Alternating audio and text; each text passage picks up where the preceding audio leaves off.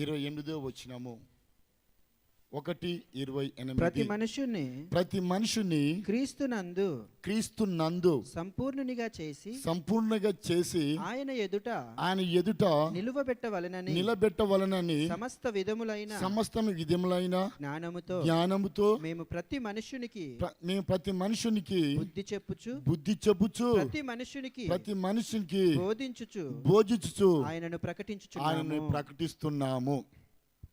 దేవునికి మహిమ కలుగును గాక. ఆమేన్. ప్రతి మనుషుని క్రీస్తునందు సంపూర్ణంగా చేయాలి. నేను సంపూర్ణంగా ఉంటే ఒక వ్యక్తిని సంపూర్ణంగా చేయగలుగుతాను. అది కదా, నేను సంపూర్ణం కావడానికి నాకు ఇంకొక వ్యక్తి కావాలి. ఆయన సంపూర్ణ అయి ఉంటే, ఆయన మంచిగా ఉంటే నన్ను మంచిగా చేస్తాడు. నేనే సరిలేనప్పుడు ఇతరుని నేను ఎలా సరి చేయగలుగుతాను? దేవునికి మహిమ కలుగును గాక. అపోస్తలుడైన పౌలు చెప్తున్నాడు. ఇడ చూడండి వాక్యం చదవనా?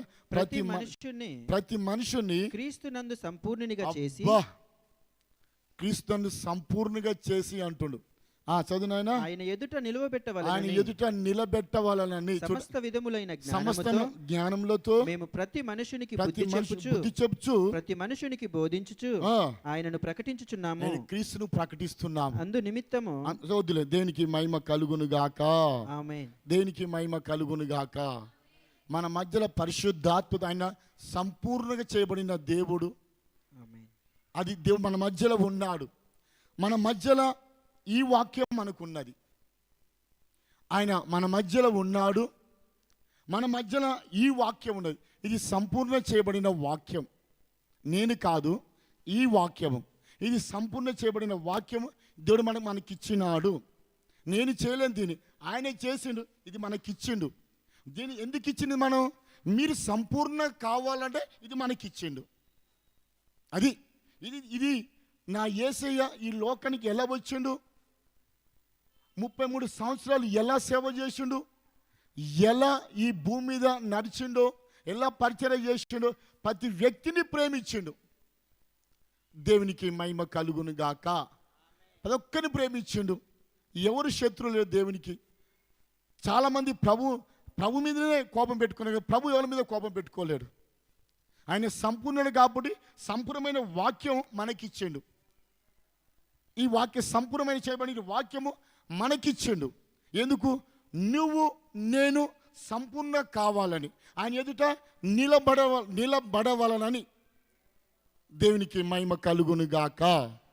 అది ఎందుకంటే ఈ వాక్యం నేను 12 సార్లు చదివిన. నేను 12 సార్లు ఇప్పుడు కూడా చదువుతూనే ఉన్నా. నేను ఎన్నడూ బ్రేక్ చేయలేను. నేను చదువుతూనే ఉన్నా. ఇది నన్ను ఇంకా సంపూర్ణ చేస్తాను. ఇంకా సంపూర్ణ కాలేను, ఇంకా చేస్తూనే ఉంది.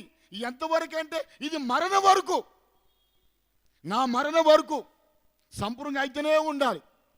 ఒకరోజు అని బ్రేక్ అనే లేదు. ఆయన పరిశుద్ధుడు, నీతిమంతుడు, సంపూర్ణంగా చేయబడిన వాడు. నన్ను సంపూర్ణంగా నిలబెట్టాలనే ఈ వాక్యం ప్రభు నాకు ఇచ్చినాడు. ఈ వాక్యం ఎందుకని? ఆయన ఎదుట నిలబడాలి. ఒకరోజు ఆయన ఎదుట నేను నిలబడాలి. నిలబడడానికి ఏమి కావాలి? ఫుడ్ కావాలా, డబ్బు కావాలా, బట్టలు కావాలా, పేరు కావాలా, బంగారం కాదా? ఈ పేరు బట్టలు ఏది కాదు. కేవలం ప్రార్థన, విశ్వాసము, భక్తి, తగ్గింపు, లోబడుట, ప్రేమ, ఇలా బైబిల్ ఉన్న 11 మాట విధేయత పడితే ఆ వాక్యము, ఈ వాక్యము ఆయన ఎదుట మనం నిలబెట్టుకోరోజు ఒకరోజు వస్తుంది. ఇది నగ్గ సత్యం. ఇది నగ్గ సత్యం. ఇది కానీ అర్థం చేసుకుంటారు ఎవరు లేరండి. ఎవరు అర్థం చేసుకోలేరు ఈ రోజులల్లో. ఎవరు అర్థం చేసుకుంటారంటే ఆత్మపూరులు, ఆత్మల మీద దప్పిక ఉన్నోళ్ళు.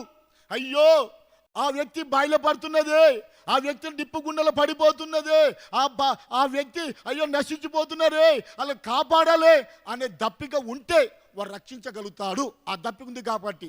ఇక డబ్బుల మీద దప్పికున్నోడికి డబ్బులు. ఈ దప్పిక ఉన్న వానికి ఆ దప్పిక ఏం అర్థమవుతుందండి? మీరే ఆలోచించండి దయచేసి. నువ్వు ఏట్ల పడితే నాకేది, గూట్ల పడితే నాకేందిరా బాబు, నాకు కావాల్సింది డబ్బులు కావాలి. స్టేజ్ ఎక్కిందాక ఈయన పాస్టరా యాక్టరా చేటు అర్థం కాదు ఈ రోజులల్లో. అట్లా ఉన్నారు. దేవునికి మహిమ కలుగును గాక. ఎందుకంటే సేకులు నీతో చెప్తారు, దయచేసి క్షమించండి దయచేసి. ఎందుకంటే అయ్యో ఆ వ్యక్తి అగ్నిలో పడిపోతున్నాడే, లోయలో పడిపోతున్నాడే, వాళ్ళు రక్షించాలనే ఆశ ఉంటే దీని భావం మనకు అర్థమవుతుంది. ఇది ఒక వ్యక్తి నాతో చెప్పిండు, బైబిల్ నాకు ఎందుకు అర్థం కావట్లేదు అన్నా అన్నాడు.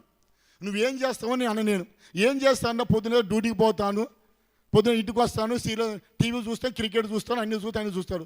పొద్దున లేస్తే కంప్యూటర్ చూసినావు, పొద్దున లేతే టీవీ చూసినావు, పొద్దున లేతే ఫోన్ చూసినావు. ఈ కళ్ళతో నీ బైబిల్ చదివితే నీకు ఎలా అర్థమవుతుంది? ఎలా అర్థమవుతుంది? నీ కళ్ళు కడగబడాలి కదా. అపోస్తలుడైన పౌలు సౌలుగా ఉన్నప్పుడు దమస్కు పట్టణానికి పోయినప్పుడు ఆ వెలుగు చూసిన వెంటనే అతని కళ్ళు మూయబడ్డాయి. మీకు తెలుసు కదా, పొరలు అంటే పొరలు రాలిపోయిన తర్వాతనే ఈ బైబిల్ గ్రంథం అతనికి అర్థమైంది. అతను జ్ఞానవంతుడు, ఆయన మళ్ళా చదువుకున్నవాడు ఆయనే, కానీ అర్థం కాలేదు ధర్మశాస్త్రం అతనికి. మొత్తం చదివినాడు, దాని తర్వాత అర్థం కాలేదు అతనికి. పాపపు పొరలు ఉంటే ఏమర్థమవుతుందండి? నేను చెప్పినాను, అది కాదయ్యా. ఒకరోజు ఒక గంట అయినా ఒక నిమిషమైనా హృదయపూర్వకంగా నువ్వు బైబిల్ చదువునానని చెప్పినాను.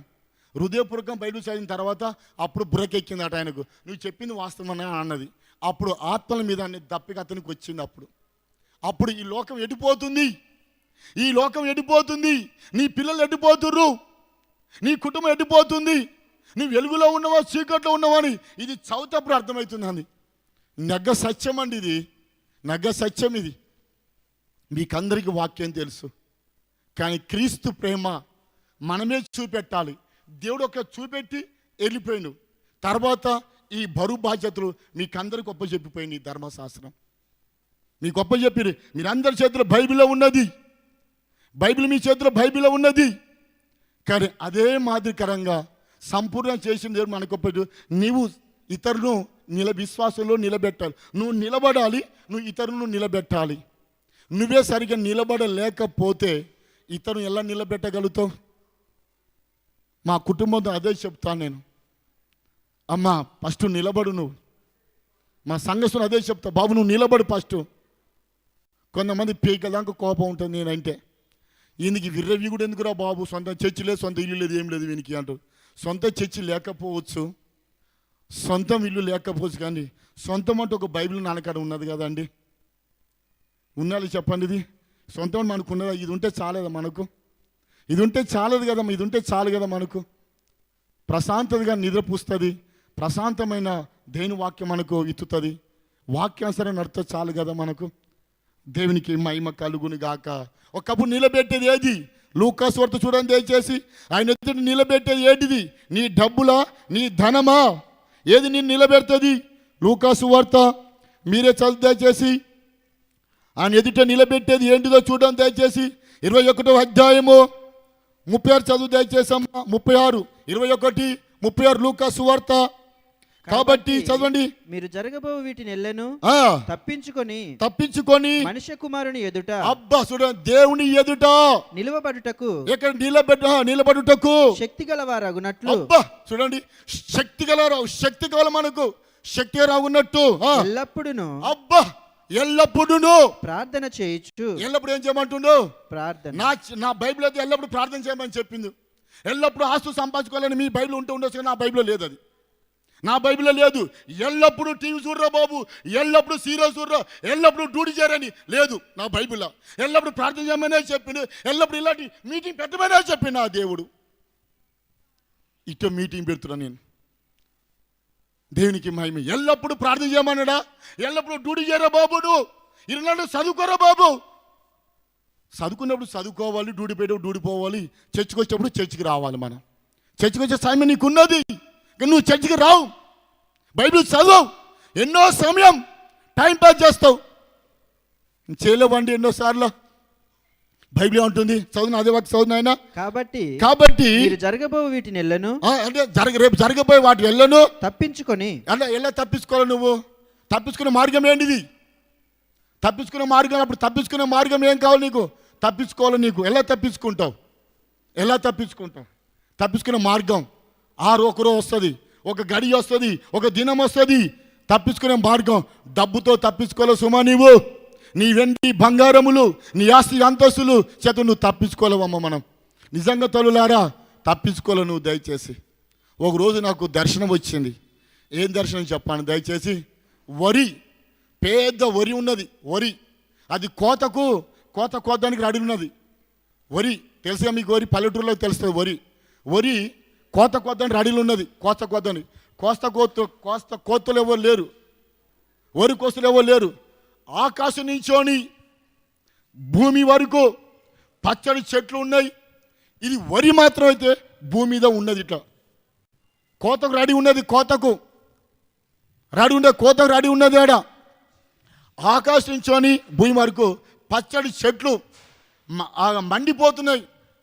మంటలో మాడిపోతున్నాయి. చెట్లన్నీ మాడిపోతున్నాయి. ఆ మంట చూస్తున్నాను, ఈ వరి చూస్తున్నాను.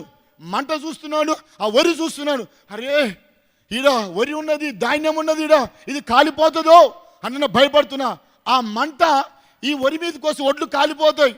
అయ్యో బియ్యం కాలిపోతాయి, వరి కాలిపోతుందో అంటే రొమ్ము కొట్టుకుంటున్నాను నేను. ఆకాశం నుంచి భూమి వరకు అగ్గి మండిపోతుంది. నాకు వచ్చిన దర్శనం అండి ఇది. నిజంగా మీతో చెప్తుంది నేను పిల్లలారా. ఆకాశం నుంచి భూమి వరకు అగ్గి, పచ్చడి చెట్లు కాలిపోతున్నది. ఆ మంటలో అనేక బిడ్డలు కాలిపోతున్నారు. కానీ వరి ఉన్నది. వరి మీద పడుతుందేమో. అయ్యో ఈ ఇంత పెద్ద వరి దీన్ని ఎలా చేయాలి, నేను కొయ్యగలుగుతానా ఈ వరిని? పెద్ద వరి ఉన్నది అంటే బియ్యం అనమాట, అంటే వడ్లు అనమాట. ఇది ఎట్లా చేయాలి దీన్ని నేను కొయ్యగలుగుతాను ఇంత పెద్ద అంటే నేను బాధపడుతున్నా, రొమ్ము కొట్టుకుంటున్నా. అయ్యో అయ్యో అయ్యో అయ్యో ఇంత పెద్ద వరి ఉన్నదే, ఈ వరి కొయ్యాలి, ఏం చేయాలి? రొమ్ము కొట్టుకుంటా. అగ్గి ఆకాశ భూమి వరకు కాలుకుంటూ వరి మీదకి వస్తుంది. నేను రొమ్ము కొట్టుకుంటున్నా, ఏం చేయాలో అర్థం కావట్లేదు. గబుక్కని మెలుకొచ్చింది నాకు. మెలుకోసాక నిద్ర పడతలే నాకు. ఇక ఏం చేయాలండి, ఏం చేయాలా ఆలోచిస్తున్నా. ఇంత పెద్ద వరి కాలిపోతుందేమో, ఇంకా కాలిపోతుందేమో. నాకు వచ్చిన దర్శనం, దీన్ని ఎలా చేయాలి? ఇది నాకు సాధ్యమవుతుందా? ఇది నాకు సాధ్యమవుతుందా? ఇది నా వల్ల అవుతుందా? ఇది నాకు సాధ్యమవుతుందా?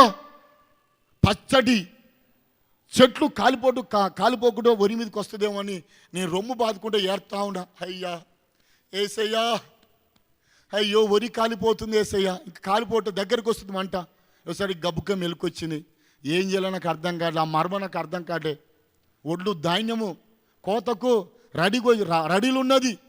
పనివారు ఎవరు లేరు, కోస్తలు పనివారు ఎవరు లేరు, పనివారు చేసేలు ఎవరు లేరు. కానీ రొమ్ము కొట్టుకుంటున్నా నేను. అయ్యో ఏసయ్యో ఎడతా ఉన్నా నేను. ఏం చేయను ఏసయ్యా అనుకుంటున్నా. ఒక్క మనిషి అయితే 1 ఎకరం కొయ్యొస్తున్నామో, కానీ వేల ఎకరాలు రాష్ట్రాలు దేశాలలో అనేక వరులు ఉన్నాయి. చాలా బాధపడుతున్నా నేను. అయ్యో ఏసయ్యా చాలా బాధపడుతున్నా నేను. అప్పుడు మెలుకొచ్చి ఏడుతుంటే ప్రయోజనమేమో నాకు అర్థం కాలే. నాకు ఇప్పుడు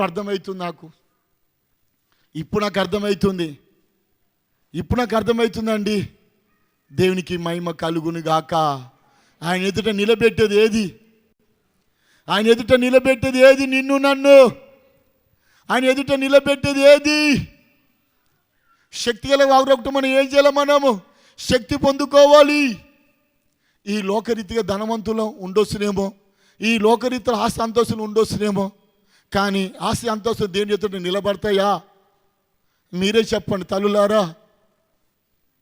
నేను ఒక ప్రార్థన చేసినాను. ప్రభా, దేని బిడ్డలందరూ వస్తారు. ఒకళ్ళేమో మూర పోస్తున్నారు, దేని బిడ్డలందరూ ఇంటికి పంపిస్తున్నారు. ఒకళ్ళేమో రారా బాబు, రారా చర్చికి రారా అంటేనే ఒక చెప్పులు పాపలు ఇప్పలేకపోతున్నాం. ఒక రా తల్లి అంటేనేమో ఒక మేము అది చేస్తుంది, ఒక ఇది చేస్తున్నాడు. అయ్యో ఎలా చెప్పాలో ప్రభా, వీళ్ళ కోసం నేను కుంగి ఏడ్చిపోతున్నాను, బాధపడుతున్నాను. దేనికి మహిమ కలుగును గాక. నాన్న అటు పోకు నానా, అది భయంకరమైనది నానా. అటే పోయిండు, భయంకరమైన యాక్సిడెంట్ అయిపోయింది. ఇటు పోకు బిడ్డ, నష్టం వచ్చింది బిడ్డ అని చెప్పిన. అయినా పోతూనే ఉంటారు. ఈ రోజులో వింటోళ్ళు ఎవరు లేరండి. ఎందుకంటే లోకానికి అలవాటు పడిపోయారు, ఈ ఫోన్కి అనేది అలవాటు పడిపోయారు, లోకం మొత్తం అలవాటు పడిపోయారు అండి. ఒక్కసారి అర్థం చేసుకొని దయచేసి, ఒక్కసారి మనసు పెట్టండి దయచేసి. ఎందుకు చెప్తున్నా అంటే ప్రభు రాకడ సమీపలిస్తుంది. ఆకాశం నుంచి భూమి వరకు అగ్గి మండిపోతుంది, ఒరి మీద పడిపోతుందేమో, ప్రాణం తరక్కబోతున్న ప్రాణం, అయ్యో ఈ జనాలందరూ నా అగ్నిలో పాలవుతారో అని. దేవునికి మహిమ కలుగును గాక, దేనికి మహిమ కలుగును గాక, దేనికి మహిమ కలుగును గాక. సత్యమైనది, ప్రసంగి గ్రంథం చదువునానా, సత్యమైనది, బహు లోతుగా ఉన్నది. దాన్ని కనుగొన్నారు కొందరే. దాన్ని ఎవరు కనుగొంటారు? సత్యాన్ని ఎవరు కనుగొంటారు? ప్రసంగి గ్రంథము 7వ అధ్యాయము 24 నానా. సత్యమైనది దూరముగాను. 7:24 అవును. 7 చదువునానా. ప్రసంగి గ్రంథం సత్యమైనది దూరముగాను బహులోతుగాను ఉన్నది. దాన్ని పరిశీలన చేయగలవాడు ఎవరు పరిశీలన చేస్తారని చెప్పండి, దాన్ని మీరే చెప్పండి. అమ్మా మీరు చెప్పండి దయచేసి. శ్రమ రాగానే చర్చి మానేస్తారు. ఏది మానరండి వాళ్ళు? చర్చే మానేస్తారు. జ్వరం వస్తే చర్చే మానేస్తారు, వాన వచ్చినా చర్చే మానేస్తారు, పిడుగుపడ్డ చర్చే మానేస్తారు, మంజురు వాడు వచ్చినా చర్చే మానేస్తారు. ఆ రోజు మంజురు వాడు వచ్చినాడుకో, సండే మిగతా సండే వచ్చినాడుకో 2 బిందెలు బయట పెట్టి నేను డ్యూటీకి పోతున్నాక్క 2 బిందెలు పట్టి పెట్టాక అని మూతలు ఇచ్చి బిందెలు ఇచ్చి పోతారు. అరే చర్చికి వచ్చి రోజు 2 బిందెలు పక్కలకి ఇచ్చి వస్తామండి. మంజురు వచ్చిన రోజు నీళ్ళు పట్టాకనే చర్చికి వస్తాం. ఆ రోజు చర్చ అయిపోతుంది ఇదిగా. ఎంత చూడండి, దేవుడు అంతా చులకన అయిపోయింది ఈ రోజులల్లా. నిజంగా చెప్తున్నాగండి, నా యేసు గనుడు ఘనమైన కార్యాన్ని చేయాలనుకుంటావా? నా యేసు గనుడు నేను గనునింటికి పోతున్నాను. ఆడపిల్లలు చూడండి, అత్తగారింటికి రావాలంటేనేమో అయ్యా పోదాం మన భర్త ఇంటికి వచ్చి తీసుకుపోతారు. భార్య తీసుకుపోయేటప్పుడు పోదామాకు ఉంటాడు. సాయంత్రం పూట తన భర్త ఇంటికి పోతారు. అదే తల్లిగారింటికి పోతున్నప్పుడు మాత్రమే అయితే ఇప్పిన బట్టలు మూట కట్టుకుని ఆ రోజు క్షణంలో పోతారు తల్లిగారింటికి. పోటారనల్లా మేము మందిరానికి వచ్చినప్పుడు తల్లిగారింటికి వస్తున్నావా అత్తగారింటికి వస్తున్నావా? మనం పరిశీలన చేసుకోవాలి మనమే. ఇక్కడ ఏమంటుంది? సత్యమైన చదువునానా, సత్యమైనది దూరముగాను బహులోతుగాను ఉన్నది, దాన్ని పరిశీలన చేయగలవాడు. ఎవరు పరిశీలన చేస్తారని దాన్ని, సత్యాన్ని, ఈ గ్రంథాన్ని ఒక్కసారి అర్థం చేసుకుంటే వాళ్ళు ఉంటారా అని చెప్పి ఈ గ్రంథాన్ని అర్థం చేసుకుంటారు ఎవరన్నా? ఈ గ్రంథాన్ని అర్థం చేసుకుంటారు ఎవరన్నా? దేని వాక్యం అర్థమయ్యే రీతిలుగా నువ్వు చదివితే, అర్థమయ్యే దృష్టి పెడితే నిజమనే కదా. యేసయ్య లోకానికి ఎందుకు వచ్చిండు అని గ్రహిస్తే స్వస్థత కానీ నీకు శీఘ్రంగా లభించదా? దేవుని గనుడమైన నా దేవుడు గనుడు అండి, గణీనుడు కాదు, గనుడు. యెషయా గ్రంథము 32వ అధ్యాయము 8వ వచనం చదువు దయచేసమ్మా. గనులు ఘనకార్యములు కల్పించుదురు. అది నా యేసే గనుడు. అందుకే ఘనమైన కార్యములు ఈ కార్యం జరుగుతున్నాయి. ఘనమైన కార్యం జరిపించుకోవాలి. అది గనుడండి, నా యేసే గనుడండి, మహాగణుడు, మహాపరిశుద్ధుడు. ఆయన పిల్లలను మనం ఎలా ఉండాలి? ఆరోగ్య స్తోత్రం తండ్రి. చదువుతా చేసమ్మా. గనులు ఘనకార్యములు కల్పించుదురు, వారు ఘనకార్యములు బట్టి నిలుచుదురు. అబ్బా, ఈ కార్యం బట్టి మనం నిలబడాలండి. మనం నా యేసే గనుడు. గనునింటికి నేను పోతున్నాను, గనుడు వాక్యాన్ని వింటున్నాను, గనుడి ఇంట్లో నేను కూర్చుంటున్నాడు, నేను ఘనంగా ఉంటాను అంటే ఎవరు ఉంటారా? చర్చికి పోతున్నా, ఏం పని లేదు కానీ నేను చర్చికి పోతున్నాను అంటే ఏం పని లేక చర్చికి పోతున్నావు. నువ్వు గనుని కోసం నువ్వు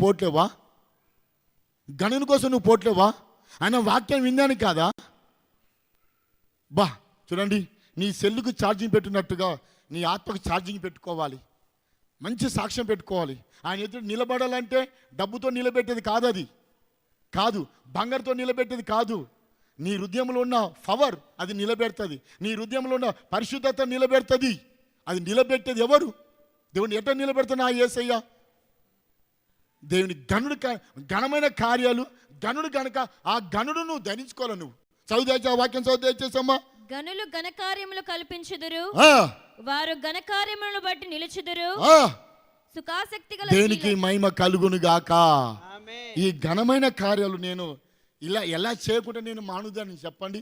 ఈ ఘనమైన కార్యాలు నేను చెయ్యకుండా ఎలా నేను మానేస్తా నేను. ఈయన రుచి నాకు దొరికింది. నాకు ఈయన పరలోక తాళపు చెవు నాకు దొరికింది. దొరికిన తర్వాత బీరో తీయకుండా ఊకుంటున్నా. నేనేమన్నా ఇంకా బీరో తాళం నీకు ఇచ్చిపోయాను అనుకో, ఆ బీరోలు ఏమున్నాయి, ఆ బీరో ఇదే చూస్తే మనసు అదే ఉంటుంది. పరలోక తాళచెవు నాకు దొరికిన తర్వాత తాళచెవు తీయకుండా ఊకుంటున్నా, నా మనసు అదే కదా. దీని పరలోక తాళచెవులు నాకు దొరికినాయి. దీన్ని రుచి చూసిన నేను. రుచి చూసిన తర్వాత దీని గణన కార్యం నేను చేయకుండా ఎలా మానగలతో చెప్పండి. నేను మానలేకపోతున్నాను నేను. అందుకనే మానలేకపోతున్నాను. కాబట్టి ఆకాశ అగ్గి, మా పచ్చడి చెట్టు కాలిపోతున్నాయి. ఈ వరి మీద పడుతుందని ఆశ, దీని మీద పడకుండా వరి కోత కొయ్యాలి.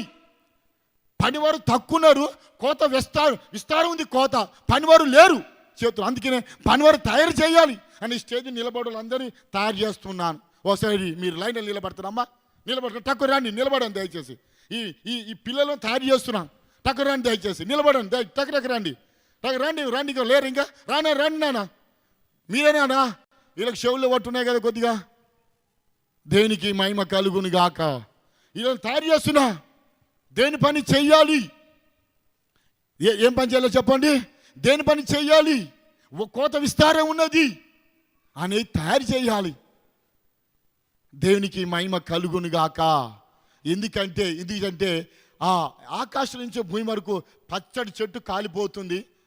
ఈ వరి మీద పడిపోతుందేమో, వరి మీద పడిపోతే ఆత్మలు కాలిపోతాయేమో. వీళ్ళు కాలకూడదు ప్రభా, ఎట్లా రక్షించాలి. ఏ విధము చేతనైనను, బలము చేతనైనో, కక్ష చేతనైనో, ఏ విధము చేతనైనను కొంతవరకన్నా ఈ సత్యాన్ని బయటికి వెలువడ చేయాలని ఆ సాక్ష్యం నాకున్నదండి. ఎస్, ఉన్నదండి. ఆసక్తి బాగా ఉన్నది. ఏది లేదని బాధపడను, ఉన్నదని బాధపడను. పాస్టర్ గారు ఒక్కరోజు నా జీవితాన్ని పావన అడిగి చెప్తాను. ఒక్కరోజు నా జీవితం కిలో మటన్ తేలేదు ఇంతవరకు. నేను కిలో మటన్ ఆయనకి తేలే నేను. మంచి మేకపోతులు చర్చిలో కోసినాం. మళ్ళా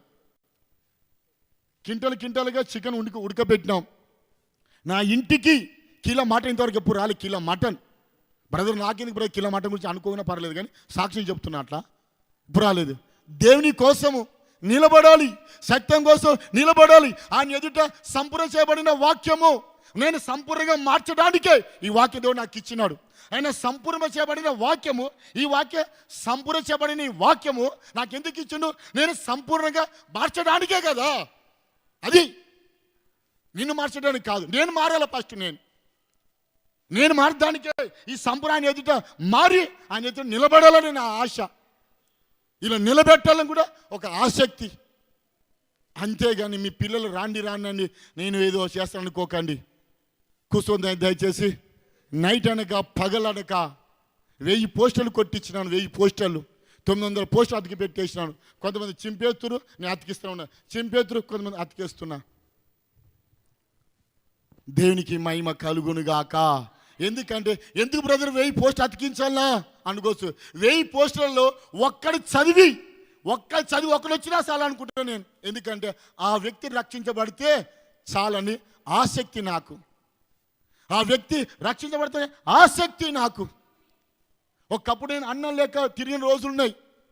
అయ్యో, ఒక దైవజనుడు అన్నం పెడుతుంటే పోయినాను.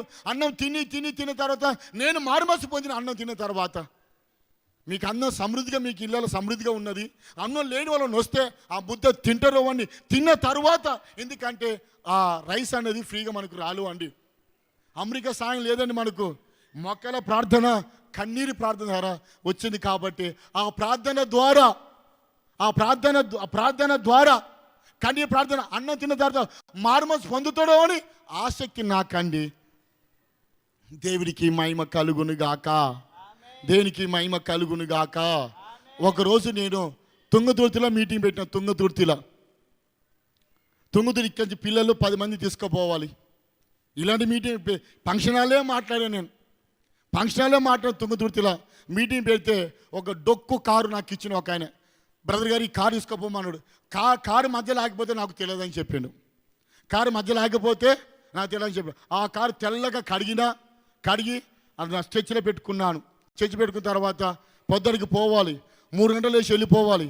ప్రార్థన చేస్తా అంటే ఒక విశ్వాసి 11:30 ఫోన్ చేసి 11:30 ఫోన్ చేసి, పాస్టర్ గారు మీరు ఎట్టన్నా పోతారా అంటుండు. ఎందుకు అడిగినా అన్న, ఎందుకు అయ్యగారు మీ క్యాలెండర్ చూసినాను 10 సార్లు అటే చూపిస్తుంది క్యాలెండర్ వైపు అండు. నీ క్యాలెండర్ మీద నా ఫోన్ నెంబర్ ఉంది, దానికి ఫోన్ చేయి అంటున్నాడు దేవుడు. దానికి ఫోన్ చేస్తే అయ్యా మీరు ఎట్టైనా పోతారన్నాడు. పోయే సూర్యాపేట పోతా అయ్యా మీటింగ్ పెట్టాలంటే, అయ్యా నేను కొత్త కారు కొనుక్కున్నా తీసుకోపో నాకు కారు అని చెప్పినమాట. గడిగ సప్పుడు కూడా దయచేసి నిజమండి. కొత్త కారు కొనుక్కున్న పాస్టర్ గారు నా కారు తీసుకోపోండి మీ మీటింగ్ అన్నాడు. నాకైతే హ్యాపీగా అనిపించింది. అతను నాకేం తెలుసా అండి, ఎప్పుడో క్యాలెండర్ ఇచ్చేసి వచ్చిన క్యాలెండర్ ఇచ్చిన తర్వాత సంవత్సరం ముగింపులో ఫోన్ చేసి నాకు. అప్పుడు తొంగతుర్తిన మీటింగ్ జరిగింది. అప్పుడు ఆశల ప్రాణాంద దేవుడు తృప్తి పరచడండి. ఆశలన్నీ ఈయన మీదనే, నిజమండి, ఈయన మీదనే ఉన్నాయి నా ఆశలని, ఎవరి మీద లేవు నాకైతే. మీతో చెప్తున్నా దయచేసి, పాస్టర్ గారు అందరిని పిలిచిన తర్వాత గుంటూరు అయ్యగారికి ఈయన చెప్తున్నా ఎందుకు గొప్ప అనుకోకండి దయచేసి. అయ్యగారు లేట్ రావడం కూడా నా మంచి పని అనుకుంటాను నేనైతే. దేనికి మహిమ కలుగును గాక అలా అనుకున్నా. దయచేసి రావడం జరిగింది కూడా చెప్పడం జరిగింది. అందుకని దేని పిల్లలు జ్ఞాపకం చేసుకొని ఈ ప్రభు పిల్లలు అందరికీ ఎంతో ప్రయాసం కలిగి నా ప్రయాసం ఒక్కందే కాదండి, ప్రతి పిల్లది పేరు చెప్తున్నా. సంశిష్టం మీద ఉన్నవాళ్ళు కానీ పిల్లలు, ప్రతి ఆడపిల్లలు, మగ పిల్లలు, వంట చేసే పిల్లలు, వంట మాస్టర్ని పెట్టలేను, ఎవరిని కిరాయి తీసుకొచ్చి పెట్టలేను. అందరూ వచ్చి దేని పిల్లలంతా ఫ్రీగా పోతున్నారు. ఇది నన్ను పట్టి కాదండి, నా యేసుని పట్టే జరుగుతుంది. దేనికి మహిమ కలుగును గాక. దయచేసి సిస్టర్స్, దయచేసి మరీ చెప్తున్నా, దయచేసి సిస్టర్స్, అమ్మ మీరు తల్లులారా మీరు సేవకుల కోసం ప్రార్థన చేయండి. కానీ అంటే తెలిసిన అందరు సిస్టర్ కాదు, కొంతమంది కింద పెట్టి మీద పెట్టి సేవకులకు తలనొప్పి తెప్పియొద్దండి. దయచేసి సేవకులకు ప్రార్థన చేయాలని ప్రభుపెట్టి మనం ప్రార్థన చేసుకున్నాం. దయచేసి దేవుడు మనతో మాట్లాడినందుకు చిన్న ప్రార్థన చేద్దాం. దయచేసి చిన్న ప్రార్థన చేస్తాం. కళ్ళు మూసుకొని దయచేసి ప్రార్థన చేసుకొని దయచేసి దేవునికి మహిమ. అందరు లేచి నిలబడదాం దయచేసి, కొద్దిగా అందరు లేచి నిలబడదాం దయచేసి. సేవకుడు వచ్చింది దయచేసి, కొంచెం సేవకుడు వచ్చేసాడండి. ఎక్కువ చెప్పడానికి సేవకుడు లేట్ అయిపోయింది కాబట్టి అందరు నిలబడదాం దయచేసి. సిలువను మోసుకొని సువార్తను చేబాటి, సిలువను మోసుకొని సువార్తను చేబాటి, యేసుని వెంబడింపా ఎంత భాగ్యము నీచితివి. యేసుని వెంబడింపా ఎంత భాగ్యము నీచితివి. స్తోత్రం చెల్లింతుము, స్తుతి స్తోత్రం చెల్లింతుము. యేసు నాదుని మే రెండు